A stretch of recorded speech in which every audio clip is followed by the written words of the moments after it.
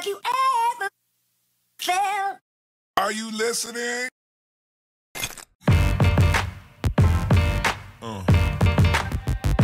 Breakthrough Media. Truth always wins out in the end because it outlives falsehood.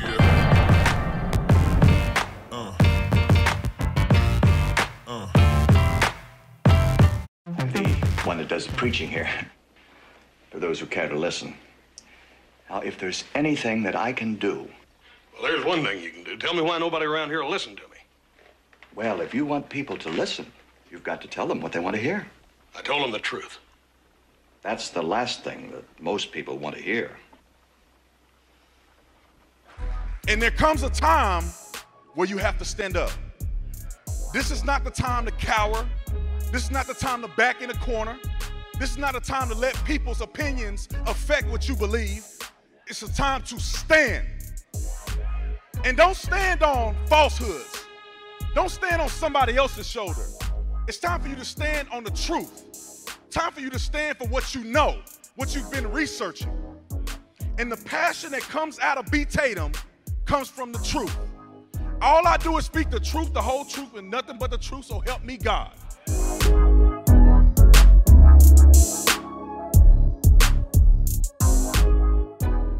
This is California.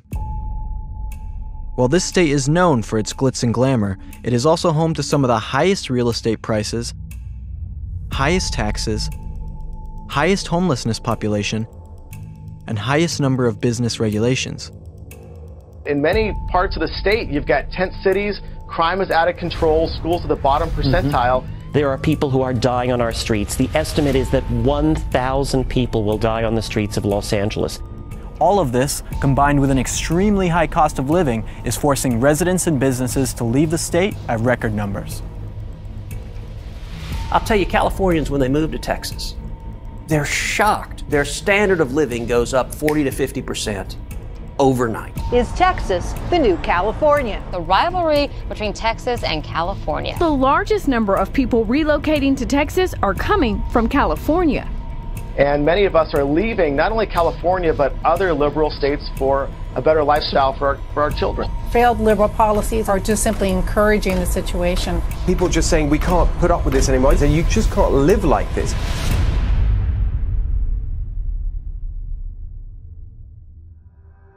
California and Texas both have large amounts of land, plenty of natural resources, minority-majority populations, and are home to some of the country's biggest corporations.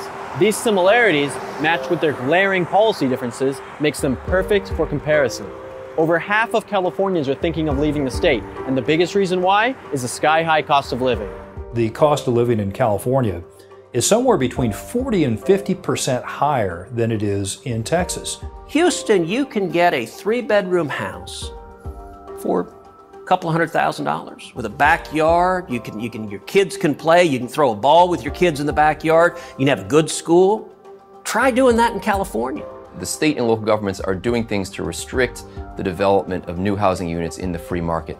And they do this through restrictions on building. They do this through things like rent control, which disincentivizes the creation of new rental units. And a set of disastrous policies have contributed to keeping housing costs vastly growing. The cost of energy is higher. The cost of gasoline and transportation. Everything costs more in California. Extensive environmental regulations have also sharply raised the energy costs in California, where they are 50% higher than the national average. Over 1 million Californians live in what is officially defined as energy poverty. It's very hard on a middle-class income to live in this state. Many of them who were born and raised in this state are realizing that it's become unaffordable, and that's heartbreaking.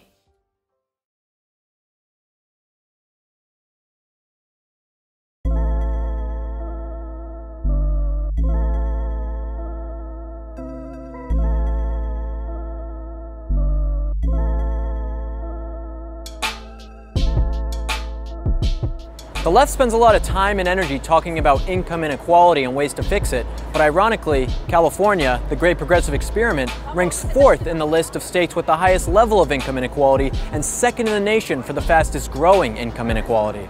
According to the Census Bureau's supplemental poverty measure, California has the highest poverty rate in the country, with 1 in 5 Californians living below the poverty line. California has always had the nation's highest poverty rate, and proportionately, it's about 30% higher than it is in Texas. And a third of the people on assistance in the nation are in California. So how is California handling the growing poverty rate in their state? California spends more than Texas, Arizona, South Dakota, North Dakota, Colorado, Utah, Nevada, Oregon, Idaho, Hawaii, Louisiana, Arkansas, Oklahoma, Kansas, Nebraska, New Mexico, and Montana on welfare annually combined. State and local governments have spent a gargantuan amount of money, oftentimes wastefully overlapping each other. Yet the incredible spending has not alleviated one of California's most vexing problems. In fact, it seems to have made it worse. Homelessness has taken over California, with the problem developing into a state of emergency.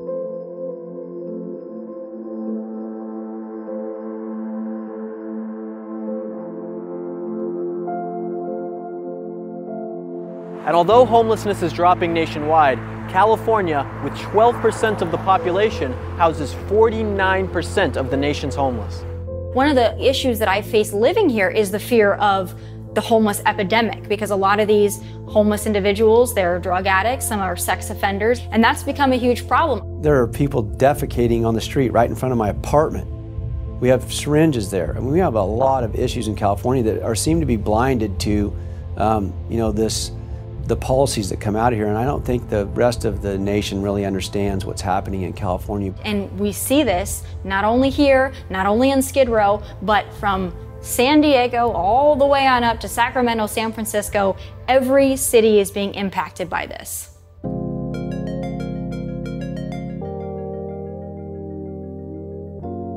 If California were a country, it would have the 5th largest GDP in the world. California's economic engine is driven by its overshared size of technology giants and small to mid-sized businesses. Because of Californians' hard work and ingenuity, they've been able to create this economic behemoth. Yet this state is trying to slay this golden goose with suffocating business regulations. Over the last 10 years, over 15,000 businesses have fled the state, and the pace is accelerating. While Apple, Google, Facebook, and the other tech giants get talked about the most, it is California's small businesses that are the lifeblood of the state's economy. Companies with less than 100 employees make up 98% of all businesses in the state and employ nearly 40% of its workforce. These businesses are what make California the economic powerhouse that it is. I haven't made a profit in 5 years, and some of the servers here can make between $40,000 and $50,000 a year because I have to pay them minimum wage and they get tips and I end up with nothing. And that's for a part-time job. It's what is called in the business first phase economics, right? Because it's an emotional choice to feel good about giving the employee more money, never looking at the second phase and what it does to business and how it causes this domino effect of, okay, I have to now let somebody go, right? I have to raise my prices in the restaurant. It's a lose-lose for everybody.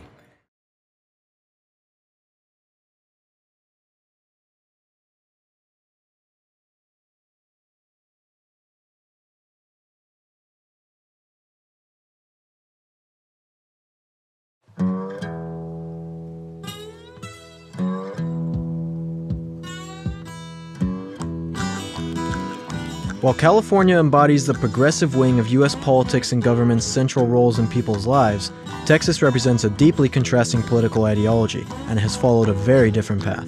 The state's focus on individual liberty and personal responsibility stems from its frontier identity and its decade of self-determination as the Republic of Texas. It has voted Republican in every presidential election over the past 36 years. It is difficult to think of a resonant issue being debated today that doesn't find Texas and California on opposite sides of the debate. Texas is all about freedom. That's really the spirit of Texas. Texas is a state where anybody can start with nothing and achieve anything. If you look at the U.S. Census Bureau's interstate migration data, you'll see that the greatest number of people leaving California go to Texas. There are lots and lots of jobs. The economy is growing. There's prosperity. Wages are going up. Low taxes, low regulations, free enterprise. In Texas, we like jobs. I said all of us, I said even the Democrats like jobs. They don't know how to get them, but they like them. In direct contrast to California, one of the great draws into Texas is the affordable cost of living. And you see that, for example, with a rent for a 2-bedroom apartment in San Francisco versus Dallas. It's more than 3 times more expensive in San Francisco. California, a gallon of gas is nearly $4 a gallon. Texas, a gallon of gas is just over $2 a gallon. You want to talk about making a difference. Now listen, if you're a tech billionaire, you don't care about $4 a gallon gas. Your SUV goes to your private jet, and you fill it up, and it's all funny money to you. But how about to a school teacher? People who move to Texas are shocked at their dramatic increase in buying power when you couple low cost of living with Texans keeping more of their take-home pay. California has the highest taxes, 13.3%. Top marginal tax rate in California, 13.3%. You know what it is in Texas? 0. Not only are individuals coming to Texas, but so are businesses, and they're coming by the thousands. We met with one of those small business owners who came to Texas, fleeing California's oppressive anti-business environment, bringing with him jobs, capital, and an auto restoration business that over the course of its life grew tenfold in size. Living in California for 35 years with your business, did you see radical changes happening in that state that made it harder for you to keep your business open? There were tremendous changes, yeah.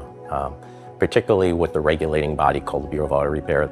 That agency, I think, got power hungry to the point where individuals would throw businesses like mine under the bus to try to please customer complaints, no matter how small they were, to further their own careers.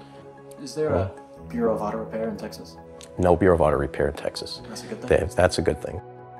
Do you feel like it's easier to live out your dream here in Texas than it is in California? Oh, it's not even close. Yeah, absolutely. And Texas is a great economy, and it's so easy to be in business. Way more freer here in regards to less restrictions, red tape. So I was in the auto repair business in California. It required city fees. It required state fees, environmental fees. You know, you had all that overhead to start with on your shoulders, and then all those regulating bodies to please. Whereas here, you could just immediately open up.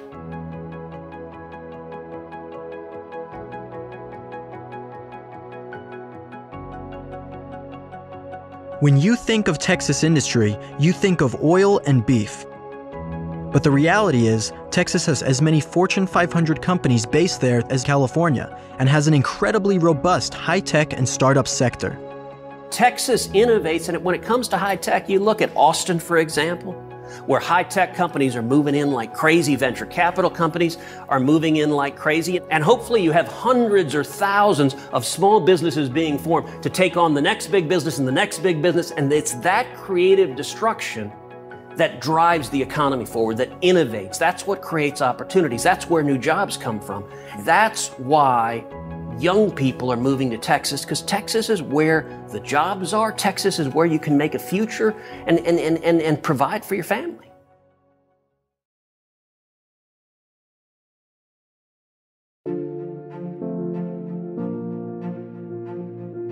As the cost of living is increasing and the quality of life is decreasing, you're seeing a lot of Californians flee to Texas, flee to Florida, flee to Tennessee, flee to Montana and elsewhere. Nobody wants to just hand over their money. Nobody wants to give up so much of that money that they've earned to the government. I want to be able to sell as much as I can to make the most amount of profit that I can hire more people and open up a second place, right? But sometimes I don't think I would open a second place here. Maybe that would be in a different state. The divergent paths that these two states have taken are purely a result of the political choices that they have made. The disastrous results of California's progressive ideology stand in stark contrast to the Lone Star State's conservative policies that have led to the Texas miracle. Thank you for watching this video. Prager U is conducting a nationwide survey to help us better understand the issues that matter to you. For example, would you consider moving out of your state because of its current policies? Let us know your thoughts. Your input will really help us out. We appreciate your support.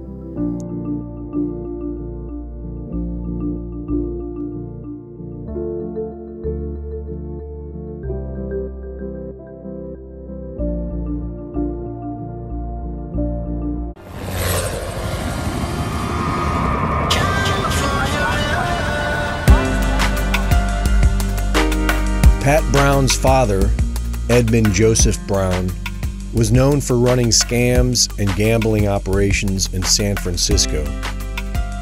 With the help of businessman William Newsom II, Pat Brown became governor of California for 2 terms. During his governorship, he awarded the Squaw Valley concession contract to William Newsom III and his partner, John Pelosi. The deal was criticized for the state of California paying for everything and getting nothing. William Newsom III grew up with the governor's son, Jerry, who was training to be a Jesuit priest. John Pelosi's son, Paul, married Nancy D'Alessandro, daughter of Thomas D'Alessandro Jr., who was known for smuggling heroin into the U.S. with Lucky Luciano and the Baltimore Mafia. John Pelosi's son, Ron, married William Newsom's daughter, Barbara. Over ongoing disputes about the Squaw Valley concession, William Newsom Sr. threatened to hurt the governor politically, just as Governor Brown was running for a 3rd term against Ronald Reagan. He lost. But 8 years later, the former governor's Jesuit son, Jerry, reclaimed the governorship in 1974. He appointed William Newsom III to a Placer County judgeship in 1975, and 3 years later to the State Court of Appeal. William Newsom was an attorney for oil magnate J. Paul Getty, named in the 1966 Guinness Book of World Records as the world's richest private citizen. And while serving on the appellate bench in the 1980s, he helped Getty's son, Gordon, secure a change in state trust law that allowed him to claim his share of a multi-heir trust. After Newsom retired from the bench, he became administrator of the Getty Trust and provided seed money for his son Gavin Newsom, Nancy Pelosi's nephew, to start the Plump Jack business that led to a career in San Francisco politics as mayor of San Francisco and lieutenant governor of the state of California. Gavin Newsom was informally adopted by the Gettys after his parents divorced, and recently succeeded family friend Jerry Brown to be the current governor of California. For 80 years, these 4 families have ruled over the state of California politically. And with the help of Kamala Harris, Maxine Waters, Adam Schiff, and Dianne Feinstein, California's uncontrollable state government spending has amounted to over $2 trillion in debt and the highest tax rates in the country. The homelessness population is on the rise so much that a typhus outbreak has reached epidemic levels. Thousands of needles from illicit drugs litter the streets. They have made California a sanctuary state. They have been steadily chiseling away at the Second Amendment. They have passed laws for mandatory vaccinations, and they continue to aggressively oppose our president on every front. On October 1st, 2016, right before Donald Trump won the election, President Obama transferred full control of the internet from the U.S. government to an independent California nonprofit organization. In a cyber war scenario, the U.S. government may not have control over the internet. Even if it secures military and government domains and IP addresses, the targets in cyber warfare are likely to be civilian, and the U.S. government requires private sector infrastructure to operate. Since the internet underpins our computer systems, electrical grids, communication systems, and other critical infrastructure, our entire civilian society could be at risk. Who controls California? Who controls the 4 families? What is a republic? For newswars.com, this is Greg Reese.